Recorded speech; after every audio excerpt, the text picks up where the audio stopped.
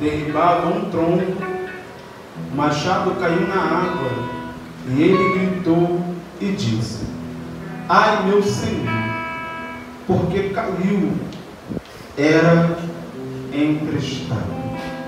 Feche seus olhos.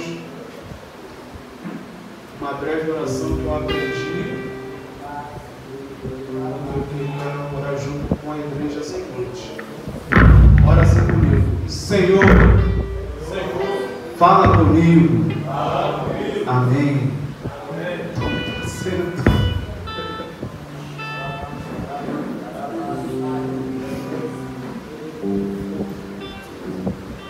Glória a Deus. Igreja, estou feliz, me sinto honrado pela sequência de ministrar as Santas Escrituras do Senhor aqui nesta casa de oração. Um pouco meio tímido, olhando assim para os meus amigos, né? Difícil falar tanto aqui perto de vocês, mas amém. Igreja, esse texto fala a respeito de algo que a verdade é que mexe com a gente. Quem me ouve diz amém? Amém. Mexe um pouco com a gente. Por quê?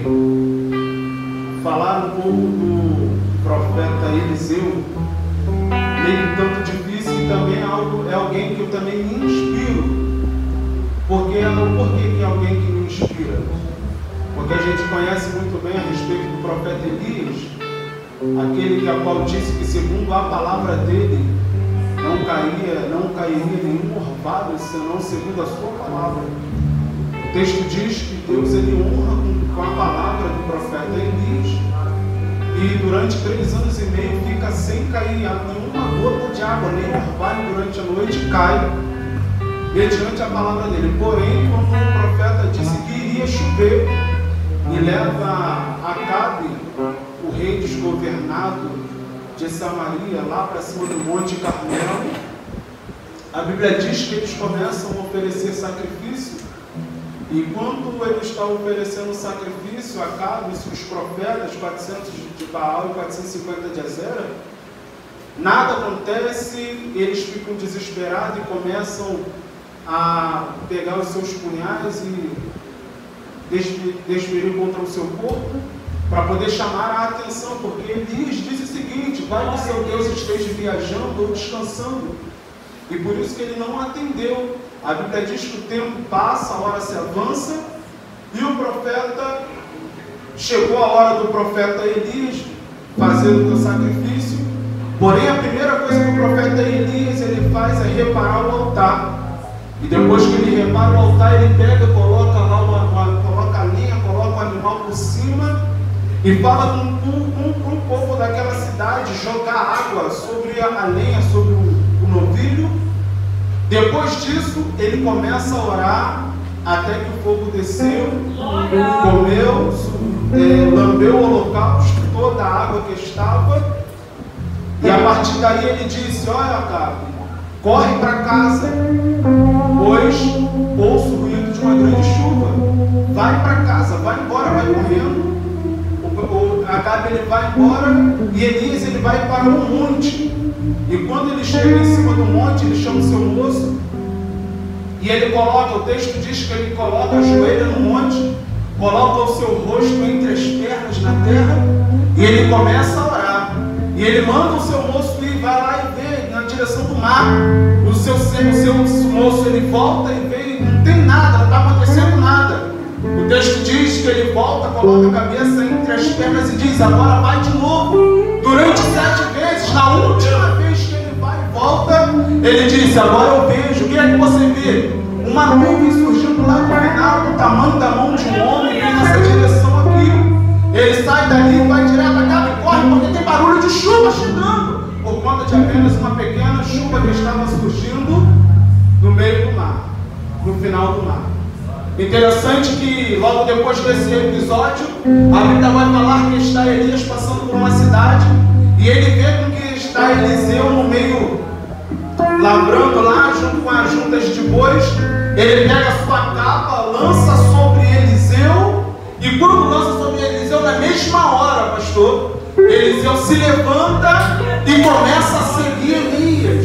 E ele entende sua chamada. Ele pega, se levanta, começa a acompanhar o profeta Elias. Enquanto acompanha, algumas coisas começam a acontecer. Ele começa a entender o que é que está acontecendo realmente na sua vida. E interessante que quando Deus ele fala que ia levar Elias para o céu, ia tomar ele, Eliseu vira para Elias e diz o seguinte: quando você for, deixa minha capa, deixa para mim, me dê porção dobrada. Elias vira para ele e diz o seguinte: esteja no lugar certo, na hora certa, no momento exato, que lá te darei também a minha capa. Quando Elias ele está para ser levado, está Eliseu juntamente com Elias. Elias vai lá, toma a sua capa no rio, o rio se abre, ele atravessa, enquanto está a multidão do outro lado olhando. Vem uma carruagem, um pé de vento redemoinho, leva Elias para o céu, e Eliseu fica lá, pega a capa, coloca. Quem está do lado de lá fica olhando e fica imaginando: só quem abriu esse rio aí foi Elias. Agora eu quero ver o que é que Eliseu vai fazer. Agora que Elias foi embora e ele ficou para trás. O texto diz que da mesma forma que Elias foi e abriu, Eliseu voltou e abriu também o rio, para poder provar que o mesmo Deus que estava sobre Elias também estava sobre ele, e ele recebeu porção dobrada. E eu entendo isso aqui, é algo que eu digo sempre para o povo lá na igreja. O que é que eu digo? Eu digo o seguinte: que eu acho que eu era um bom líder. Eu acho que na minha época que eu liderava grupo jovem, eu liderava grupo de evangelismo, eu acho que eu era um bom líder. E eu digo sempre para eles o seguinte: vocês só serão bons depois que vocês superar o que eu já fui. Eliseu entendeu isso aqui. E ele disse: você vai, tem porção de Deus sobre você, mas quando você for, eu quero dobrado sobre a minha vida. Não conseguiu entender isso aqui? Eu vou tentar melhorar para vocês. Vocês só serão o exemplo de homem de Deus e mulher de Deus depois que vocês superarem aquilo que Deus colocou sobre a vida daquele que lidera vocês. A graça que está sobre ele precisa ser derramada, porção dobrada sobre a vida de cada um de vocês. A Bíblia diz que está agora Eliseu liderando uma escola. O texto da Bíblia não nos mostra que Elias tinha uma escola de profetas, mas Eliseu possui uma escola de profetas. E no meio dessa escola de profetas, a Bíblia diz que os servos, ou os alunos, os discípulos de Eliseu vai virar para ele e vai dizer o seguinte: o lugar onde nós habitamos é pequeno, é estreito demais. Nós vamos até o outro lado do Jordão para poder colher vigas, para que aumentemos esse espaço, para que nós passamos mais tempo contigo e te ouvindo. A Bíblia diz que Eliseu vai virar para eles e vai dizer o seguinte: então vai, ide e colhei. Porém, um desses servos vai virar para Eliseu, meus pastores, que aqui estão, vai dizer o seguinte: careça-te de ir conosco. Na mesma hora o profeta Eliseu vira para eles e diz: eu vou com vocês. Eliseu pega o seu manto, pega o seu cajado, imagino eu, e segue junto com os seus discípulos, ou os seus alunos. Chegando lá, enquanto eles começam a cortar as suas vigas, seus troncos ou colunas, um deles, quando está cortando a sua viga para poder levar para a cidade, para construir a escola, o ferro solta do cabo do machado, cai na água. E quando cai, o texto diz que ele vira para o seu senhor, para Eliseu, e diz: ai, meu senhor, porque era emprestado. Isso aqui eu tenho certeza que vocês já leram. Deus já falou a mesma coisa com vocês. Eu não quero trazer nada novo, apenas relembrar aquilo que a qual Deus já falou com vocês e que talvez vocês tenham esquecido. Vamos de novo. O aluno vira para o seu senhor e diz: era emprestado. Eliseu pergunta para ele: aonde foi que caiu?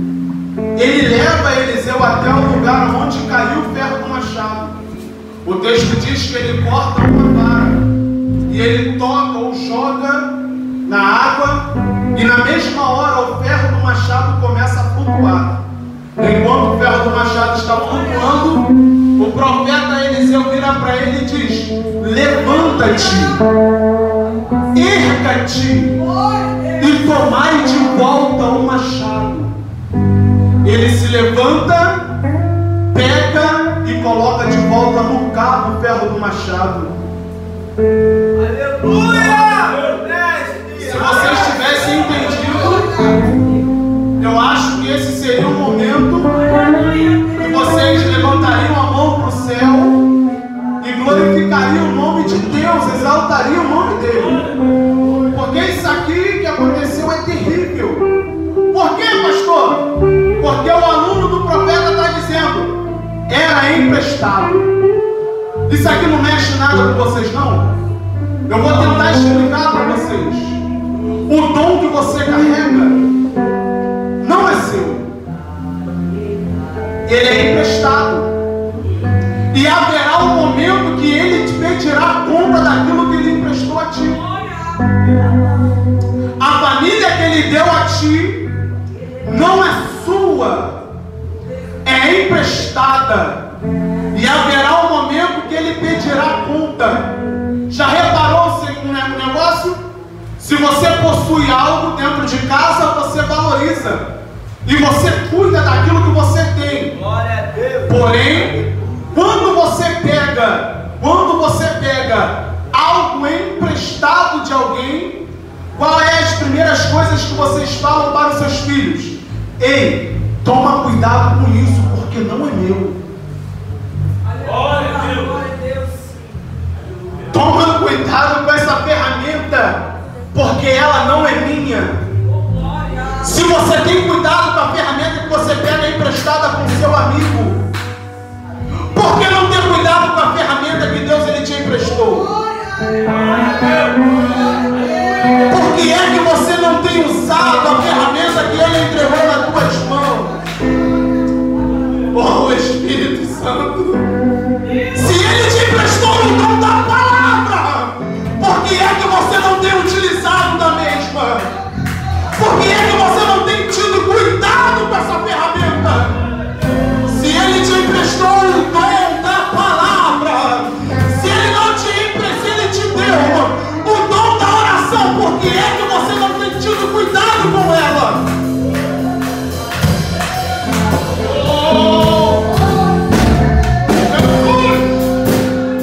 Se ele te emprestou o dom do evangelismo, o que é que você está fazendo parado dentro de casa? Se ele te emprestou o dom do abraço, por que é que você não utiliza? Se ele te emprestou o dom de abraçar, de estar à sua volta, por que é que você não utiliza o dom da amor que ele te emprestou? Por quê? Está empoeirado dentro de casa. Valoriza, usa e desfruta, porque ele está aí para tirar conta. Ele quer tirar conta.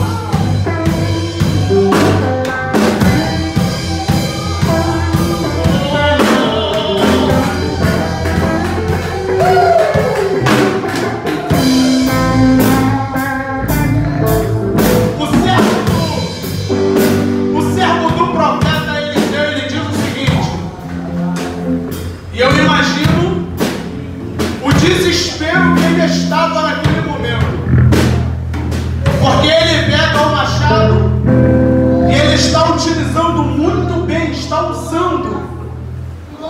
Tanto que o texto diz que enquanto ele cortava, o machado caiu. O machado não caiu enquanto estava guardado dentro do armário, nem tampouco porque estava enterrado, porque você achou que recebeu só um e não era digno de utilizar do mesmo. Aí você decidiu fazer que nem aquele que a qual o seu Senhor entregou para o seu servo apenas um talento.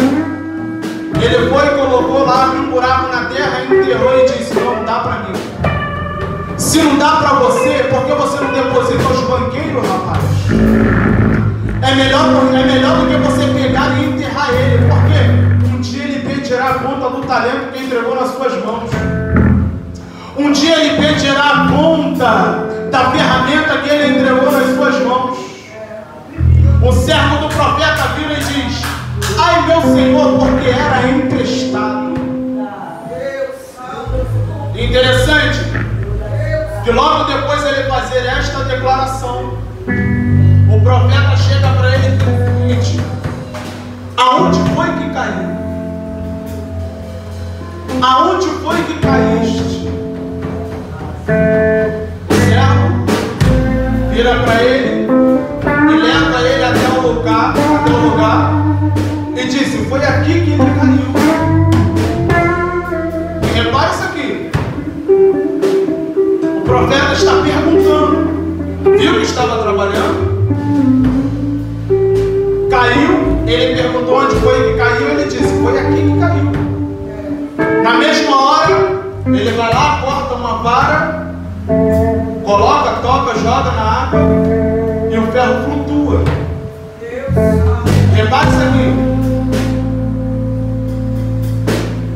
O profeta, ele só colhe uma vara para poder buscar de volta o machado de quem perdeu, porque ele sabia a localização exata onde estava.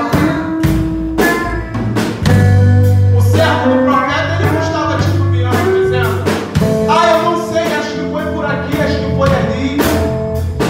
Ele não disse: ah, eu acho que foi enquanto eu estava passando pela portaria, o porteiro não falou nada comigo, não. Ele não disse: ah, não foi porque um pastor me deu a paz do Senhor, eu já me mentor, ah, que o barão estava pregando, achou que era piada, não. Ele não disse isso. Aonde foi que caiu? Ele disse: foi aqui.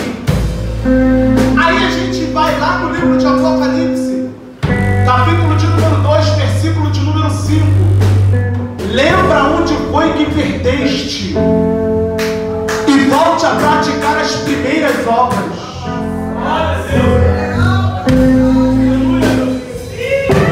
Não entendeu, não? Não tem como ser recuperado se você titubia achando: ah, foi aqui, foi cá, foi lá. O próprio Espírito Santo está falando para você: perdeu? Então você sabe exatamente onde perdeu, vai buscar. Levanta! O profeta, ele pegou a vara, cortou e jogou lá e disse: levanta-te, erga-te. Pastor, não entendi, vou te explicar. Não tem como o Espírito Santo te devolver se você não se posicionar para buscar novamente.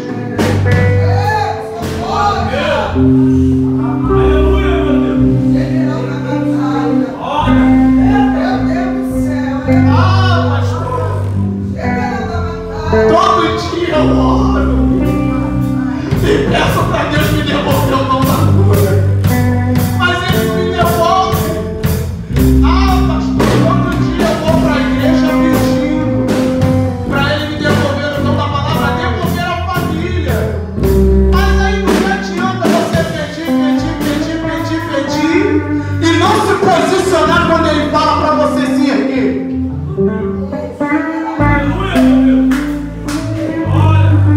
O profeta perguntou: onde foi que caiu? Foi aqui. Ele pega a vara, toca o machado, levanta. Aí ele diz: levanta-te, erga-te, vai buscar. Ele está dizendo: não é só porque se levantou e você viu que está na altura dos seus olhos que é responsabilidade minha de pegar e levar até você, não. Se posiciona, erga a tua banda, vai, e vai atrás do que você perdeu. É teu, vai buscar.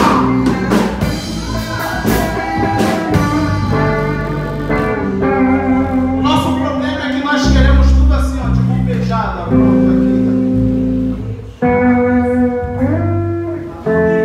E eu aprendi algo muito interessante, e que isso é muito real. Se não tiver sacrifício, não vale a pena. Verdade ou mentira? Porque se for assim, de repente, eu quero, de repente chega lá, ganhei, peguei, você vai valorizar? Agora, quando é que você batalha, luta, passa um mês inteiro dentro da mata, de joelho, dentro de casa, orando, chorando, buscando nas consagrações, nos cultos.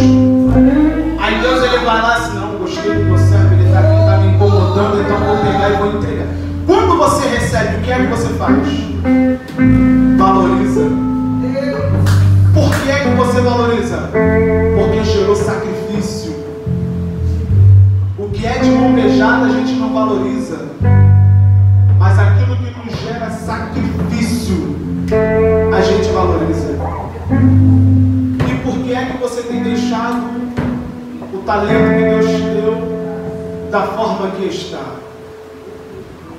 Foi de mão beijada que a qual o Senhor te deu? Uma coisa eu quero te dizer, é emprestado. Eu vou repetir isso aqui. É emprestado. E um dia ele pedirá conta daquilo que ele entregou a ti. De que forma que você tem tratado aquilo que a qual Deus ele te entregou? De que forma você tem tratado aquilo que ele te emprestou? Eu tenho o costume de falar o seguinte, que ferramenta parada enferruja e estraga. Verdade ou mentira? Você pode comprar um facão com o melhor material, com o melhor metal, utilizar ele uma vez. Se você não lavar ele, não utilizar nos próximos dias, quando você for pegar para usar novamente, ele estará enferrujado. Você não vai conseguir mais utilizá-lo. Por quê? Porque você deixou jogado de qualquer maneira. Aí a traça chegou, a ferrugem chegou e acabou corroendo a sua ferramenta. Mas quando você pega ela, utiliza todos os dias e lava ela na hora de guardar, você terá essa ferramenta para sempre. Porque é que Pedro, mesmo não pescando nada durante a noite inteira, ele estava lavando a sua rede, porque ele sabia que no dia seguinte ia precisar dela novamente.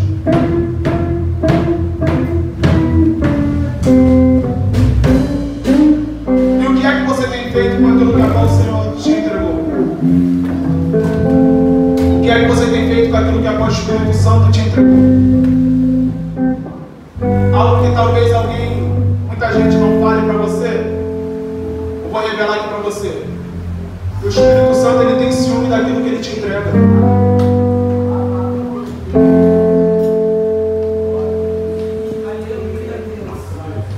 A sua família, o seu ministério, a sua vida. Uma pergunta eu quero te fazer: o que é que você tem feito com o tempo do Espírito Santo que é você? Aonde é que você tem levado o tempo do Espírito Santo? Aonde é que teus pés têm levado o tempo do Espírito Santo? Aonde é que a tua mente tem levado o tempo do Espírito Santo? É por isso que eu gosto de Pedro, porque Jesus, quando chega antes da Páscoa, coloca uma bacia lá e ele diz que precisava lavar os pés dos discípulos. Todo mundo passa. Aí Pedro vira para ele e diz o seguinte: ó, meus pés tu não vai lavar não. Quando de repente Jesus vira para ele e diz o seguinte: olha, se eu não lavar os seus pés, você não tem parte comigo. Aí Pedro vira para ele e diz: Senhor, então não lava só os meus pés não, lava também as minhas mãos, a minha cabeça, lava-me por inteiro. Glória a Deus. Por que ele fala isso? Porque não foi só os pés deles que passou por onde não devia passar. A sua mão também tocou onde não devia colocar as mãos. A sua mente também maquinou também o que não devia. É por isso que ele diz: lava as minhas mãos, lava meu pé, lava a minha cabeça. E aonde é que você tem levado o tempo do Espírito Santo?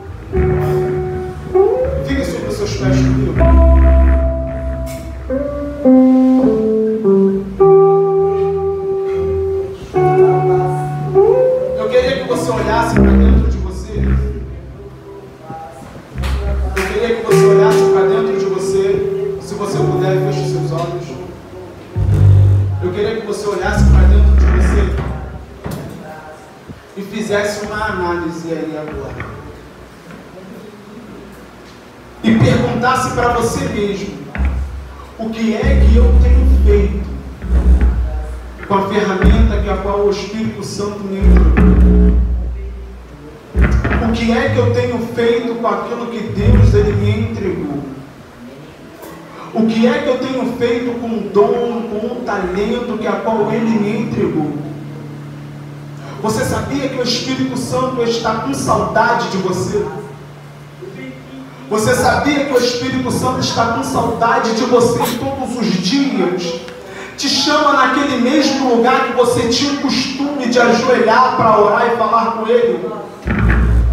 Você sabia que Ele está te esperando exatamente naquele mesmo lugar, naquele mesmo cantinho? A última vez que você esteve lá naquele lugar orando, falando com Ele, você pediu a Ele algo. E quando Ele foi te entregar, você não estava mais lá. Mas Ele está te esperando no mesmo lugar, com a bandeja nas mãos, pronto para te entregar de volta o que você tem pedido a Ele. Oh, Espírito Santo. Deus, eu clamo, meu Pai querido, com a tua igreja na noite desse dia. E te peço, meu Pai da glória, para que o Senhor, meu Pai querido, ouça a oração e o coração dos teus filhos, que clamam ao Senhor, meu Pai da glória, esta noite, Deus. Pois, meu Pai da glória, eles talvez deixaram, meu Pai da glória, de praticar as primeiras obras. Deixou de praticar, deixaram o primeiro amor, Deus. Mas eles lembraram, meu Pai da glória, onde foi que deixou, caiu, parou. E eles estão voltando, ó Espírito Santo, para buscar. Oh, meu Deus da glória. Eu clamo ao Senhor, meu Pai querido, para que o Senhor, Deus, venha devolver à tua igreja, Deus, aquela intimidade, aquele, meu Pai da glória, carinho, aquela essência que agora eles possuíam. Se era, meu Pai da glória, dom da palavra, devolva hoje. Se a intimidade do Senhor, devolva hoje. Dom da cura, profecia, língua estranha, família, ministério, vida com o Senhor, caminhada, pegada no Evangelho, devolva. Em o nome de Jesus. Te entrego, meu Pai da glória, a igreja, o teu povo. Em o nome de Jesus. E aquele que recebe a glória do nome dele.